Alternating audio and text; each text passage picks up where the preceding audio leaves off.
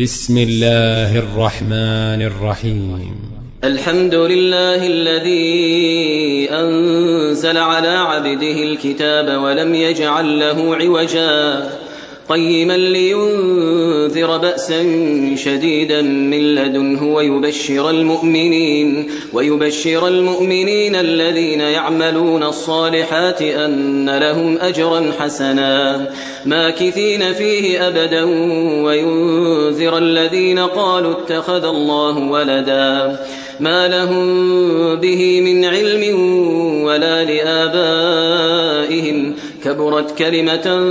تخرج من أفواههم إن يقولون إلا كذبا فلعلك باخع نفسك على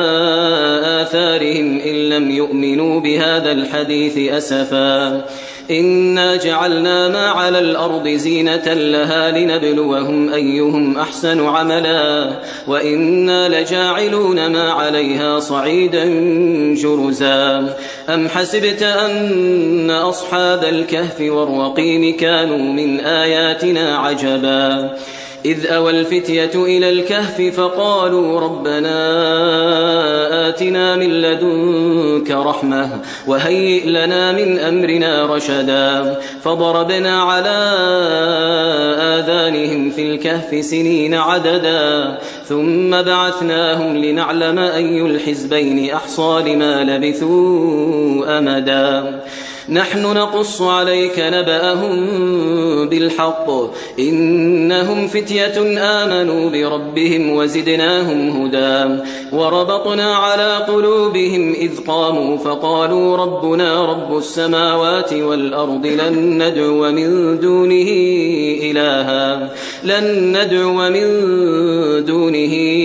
إلها لقد قلنا إذا شططا هؤلاء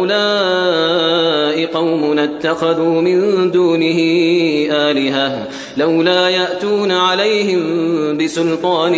بين فمن أظلم ممن افترى على الله كذبا وإذ اعتزلتموهم وما يعبدون إلا الله فأووا إلى الكهف ينشر لكم ربكم من رحمته ويهيئ لكم من أمركم مرفقا وترى الشمس إذا طلعت تزاور عن كهفهم ذات اليمين وإذا غربت تقرضهم ذات الشمال وهم في فجوة منه ذلك من آيات الله من يهد الله فهو المهتد ومن يضلل فلن تجد له وليا مرشدا وتحسبهم أيقاظا وهم رقود ونقلبهم ذات اليمين وذات الشمال وكلبهم باسط ذراعيه بالوصيد لو اطلعت عليهم لوليت منهم فرارا ولملئت منهم رعبا وكذلك بعثناهم ليتساءلوا بينهم قال قائل منهم كم لبثتم قالوا لبثنا يوما أو بعض يوم قالوا ربكم أعلم بما لبثتم فابعثوا أحدكم بورقكم هذه إلى المدينة فلينظر أيها أزكى طعاما فليأتكم برزق منه وليتلطف ولا يشعرن بكم أحدا إنهم إن يظهروا عليكم يرجموكم أو يعيدوكم في ملتهم ولن تفلحوا إذن أبدا وكذلك أعثرنا عليهم ليعلموا أن وعد الله حق وأن الساعة لا ريب فيها إذ يتنازعون بينهم أمرهم فقالوا ابنوا عليهم بنيانا ربهم أعلم بهم قال الذين غلبوا على أمرهم لنتخذن عليهم مسجدا سيقولون 3 رابعهم كلبهم ويقولون 5 سادسهم كلبهم رجما بالغيب ويقولون 7 وثامنهم كلبهم قل ربي أعلم بعدتهم ما يعلمهم إلا قليل فلا تمار فيهم إلا مراء ظاهرا ولا تستفت فيهم منهم أحدا ولا تقولن لشيء إني فاعل ذلك غدا إلا أن يشاء الله واذكر ربك إذا نسيت وقل عسى أن يهديني ربي لأقرب من هذا رشدا ولبثوا في كهفهم 300 سنين وازدادوا 9 قل الله أعلم بما لبثوا له غيب السماوات والأرض أبصر به وأسمع ما لهم من دونه من ولي ولا يشرك في حكمه أحدا واتل ما أوحي إليك من كتاب ربك لا مبدل لكلماته ولن تجد من دونه ملتحدا واصبر نفسك مع الذين يدعون ربهم بالغداة والعشي يريدون وجهه ولا تعد عيناك عنهم تريد زينة الحياة الدنيا ولا تطع من أغفلنا قلبه عن ذكرنا واتبع هواه وكان أمره فرطا وقل الحق من ربكم فمن شاء فليؤمن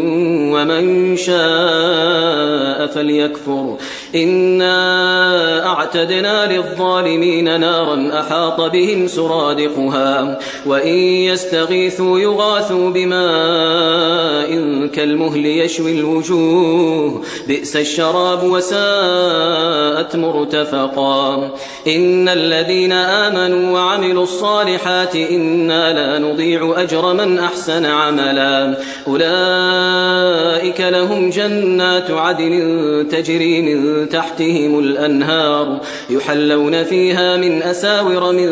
ذهب ويلبسون ثيابا خضرا من سندس واستبرق متكئين فيها على الأرائك نعم الثواب وحسنت مرتفقا واضرب لهم مثل الرجلين جعلنا لأحدهما جنتين من أعناب وحففناهما بنخل وجعلنا بينهما زرعا كلتا الجنتين آتت أكلها ولم تظلم منه شيئا وفجرنا خلالهما نهرا وكان له ثمر فقال لصاحبه وهو يحاوره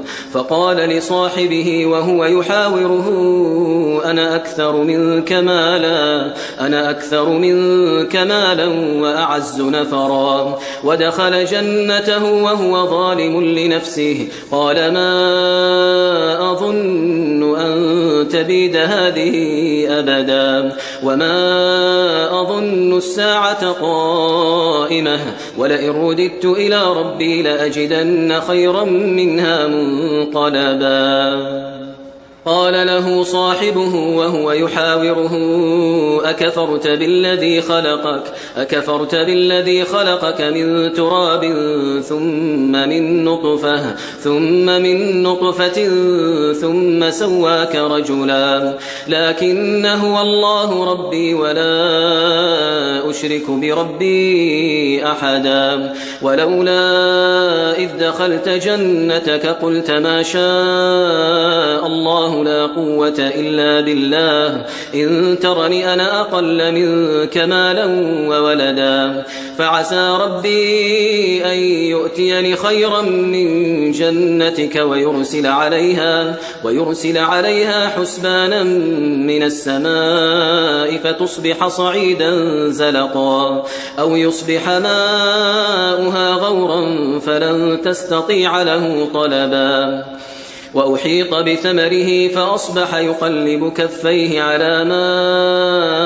أنفق فيها وهي خاوية على عروشها ويقول يا ليتني لم أشرك بربي أحدا ولم تكن له فئة ينصرونه من دون الله وما كان منتصرا هنالك الولاية لله الحق هو خير ثوابا وخير عقبا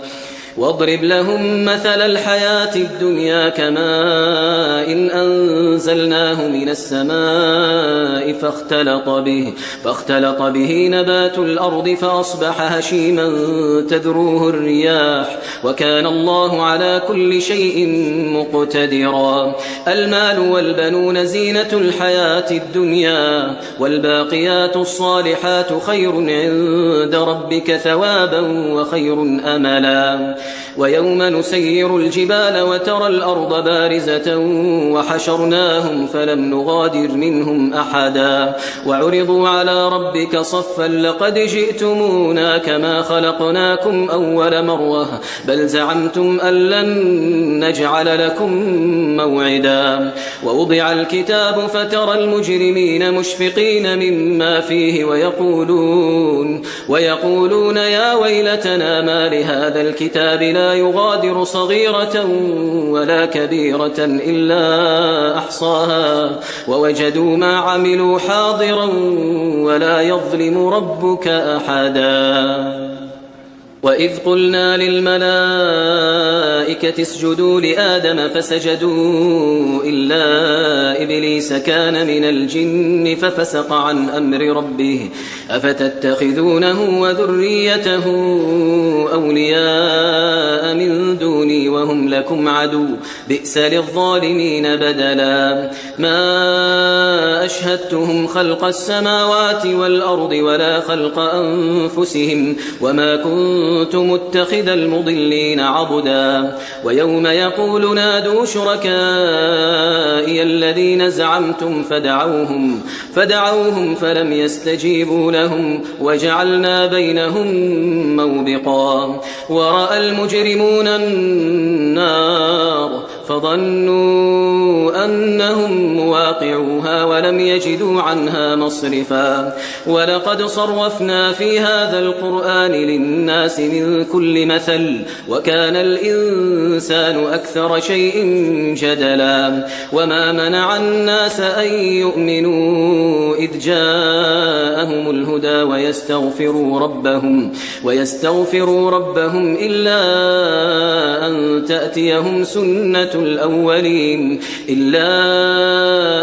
تأتيهم سنة الأولين أو يأتيهم العذاب قبلا. وما نرسل المرسلين إلا مبشرين ومنذرين ويجادل الذين كفروا بالباطل ليدحضوا به الحق واتخذوا آياتي وما أنذروا هزوا. ومن أظلم ممن ذكر بآيات ربه فأعرض عنها ونسي ما قدمت يداه إنا جعلنا على قلوبهم أكنة أن يفقهوه وفي آذانهم وقرا وإن تدعوهم إلى الهدى فلن يهتدوا إذن أبدا. وربك الغفور ذو الرحمة لو يؤاخذهم بما كسبوا لعجل لهم العذاب بل لهم موعد لن يجدوا من دونه موئلا. وتلك القرى أهلكناهم لما ظلموا وجعلنا لمهلكهم موعدا. وإذ قال موسى لفتاه لا أبرح حتى أبلغ مجمع البحرين أو أمضي حقبا فلما بلغا مجمع بينهما نسيا حوتهما فاتخذ سبيله في البحر سربا. فلما جاوزا قال لفتاه آتنا غداءنا لقد لقينا من سفرنا هذا نصبا. قال أرأيت إذ أوينا إلى الصخرة فإني نسيت الحوت وما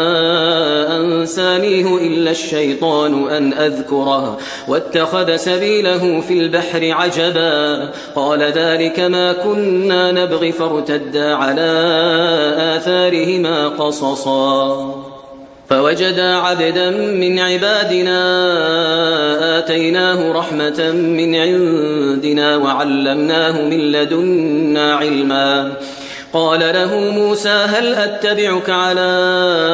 أن تعلمني مما علمت رشدا قال إنك لن تستطيع معي صبرا وكيف تصبر على ما لم تحط به خبرا قال ستجدني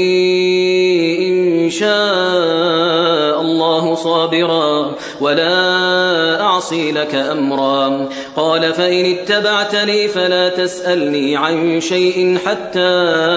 أحدث لك منه ذكرا فانطلقا حتى إذا ركبا في السفينة خرقها قال أخرقتها لتغرق أهلها لقد جئت شيئا إمرا قال ألم أقل إنك لن تستطيع معي صبرا قال لا تؤاخذني بما نسيت ولا ترهقني من أمري عسرا فانطلقا حتى إذا لقيا غلاما فقتله قال أقتلت نفسا زكية بغير نفس لقد جئت شيئا نكرا قال ألم أقل لك إنك لن تستطيع معي صبرا قال إن سألتك عن شيء بعدها فلا تصاحبني قد بلغت من لدني عذرا فانطلقا حتى إذا أتيا أهل قرية استطعما أهلها فأبوا أن يضيفوهما فوجدا فيها جدارا يريد أن ينقض فأقامه قال لو شئت لاتخذت عليه أجرا قال هذا فراق بيني وبينك سأنبئك بتأويل ما لم تستطع عليه صبرا أما السفينة فكانت لمساكين يعملون في البحر فأردت أن أعيبها وكان وراءهم ملك يأخذ كل سفينة غصبا وأما الغلام فكان أبواه مؤمنين فخشينا أن يرهقهما طغيانا وكفرا فأردنا أن يبدلهما ربهما خيرا منه زكاة وأقرب رحما وأما الجدار فكان لغلامين يتيمين في المدينة وكان تحته كنز لهما وكان أبوهما صالحا فأراد ربك أن يبلغا أشدهما ويستخرجا كنزهما رحمة من ربك وما فعلته عن أمري ذلك تأويل ما لم تسطع عليه صبرا ويسألونك عن ذي القرنين قل سأتلو عليكم منه ذكرا إنا مكنا له في الأرض وآتيناه من كل شيء سببا فأتبع سببا حتى إذا بلغ مغرب الشمس وجدها تغرب في عين حمئة ووجد عندها قوما قلنا يا ذا القرنين إما أن تعذب وإما أن تتخذ فيهم حسنا قال أما من ظلم فسوف نعذبه ثم يرد إلى ربه فيعذبه عذابا نكرا وأما من آمن وعمل صالحا فله جزاء الحسنى وسنقول له من أمرنا يسرا ثم أتبع سببا حتى إذا بلغ مطلع الشمس وجدها تطلع على قوم لم نجعل لهم من دونها سترا كذلك وقد أحطنا بما لديه خبرا ثم أتبع سببا حتى إذا بلغ بين السدين وجد من دونهما قوما لا يكادون يفقهون قولا قالوا يا ذا القرنين إن يأجوج ومأجوج مفسدون في الأرض فهل نجعل لك خرجا على أن تجعل بيننا وبينهم سدا قال ما مكني فيه ربي خير فأعينوني بقوة أجعل بينكم وبينهم ردما آتوني زبر الحديد حتى إذا ساوى بين الصدفين قال انفخوا حتى حتى إذا جعله نارا قال آتوني أفرغ عليه قطرا فما استطاعوا أن يظهروه وما استطاعوا له نقبا قال هذا رحمة من ربي فإذا جاء وعد ربي جعله دكاء وكان وعد ربي حقا وتركنا بعضهم يومئذ يموج في بعض ونفخ في الصور فجمعناهم جمعا وعرضنا جهنم يومئذ للكافرين عرضا الذين كانت أعينهم في غطاء عن ذكري وكانوا لا يستطيعون سمعا أفحسب الذين كفروا أن يتخذوا عبادي من دوني أولياء إنا أعتدنا جهنم للكافرين نزلا قل هل ننبئكم بالأخسرين أعمالا الذين ضل سعيهم في الحياة الدنيا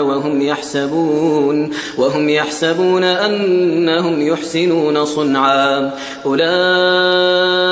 الذين كفروا بآيات ربهم ولقائه فحبطت أعمالهم فلا نقيم لهم يوم القيامة وزنا ذلك جزاؤهم جهنم بما كفروا واتخذوا آياتي ورسلي هزوا إن الذين آمنوا وعملوا الصالحات كانت لهم جنات الفردوس نزلا خالدين فيها لا يبغون عنها حولا قل لو كان البحر مدادا لكلمات ربي لنفد البحر قبل أن تنفد كلمات ربي ولو جئنا بمثله مددا قل إنما أنا بشر مثلكم يوحى إلي أنما